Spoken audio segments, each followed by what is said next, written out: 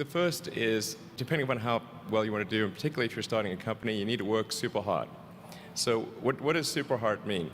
Well, when my brother and I were starting our first company, instead of getting an apartment, we just rented a small office and we slept on the couch.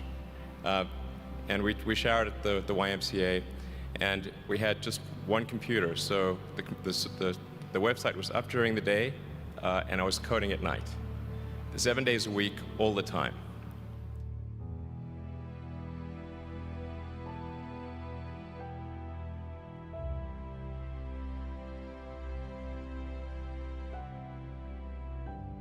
Work hard like every waking hour. That's the thing I would say particularly if you're starting a company. And I mean, if you do simple math, say like, okay, if somebody else is working 50 hours and you're working 100, you'll get twice as much done in the course of a year as the other company.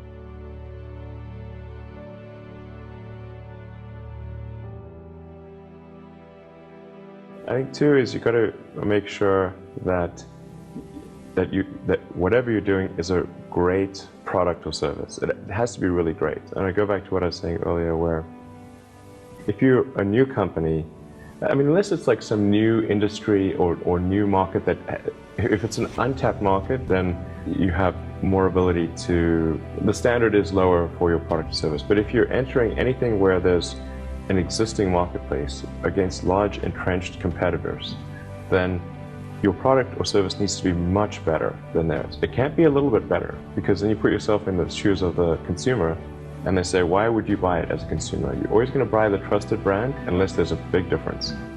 So a lot of times entrepreneur will come up with something which is only slightly better.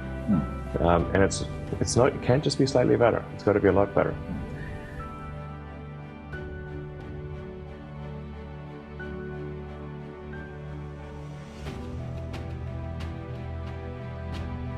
The other thing I'd say is that if you're creating a company or if you're joining a company, the most important thing is to attract great people. So either join a group that's amazing, that you really respect, or if you're building a company, you've got to gather great people. I mean, all a company is a group of people that have gathered together to create a product or service.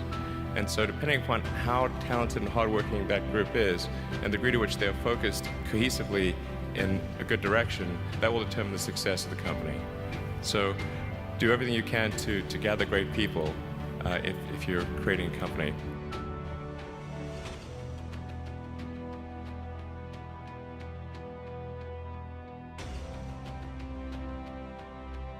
Then I'd say focus on signal over noise. A lot of companies get confused. They spend money on things that don't actually make the product better. So, for example, at Tesla, we've never spent any money on advertising. We put all of the money into R&D and manufacturing and design to try to make the car as good as possible.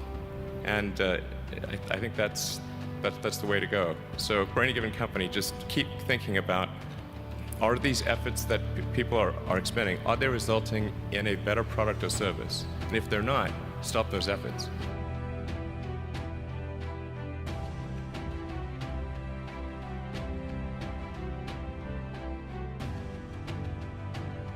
And then I think the final thing I would encourage you to do is, now is the time to take risk. You don't have, you don't have kids, but as you get older, your obligations increase. And once you have a family, you start taking risk not just for yourself, but for your family as well. It gets much harder to do things that might not work out. So now is the time to do that before you have those obligations. So I would encourage you to take risks now. Do something bold. You won't regret it.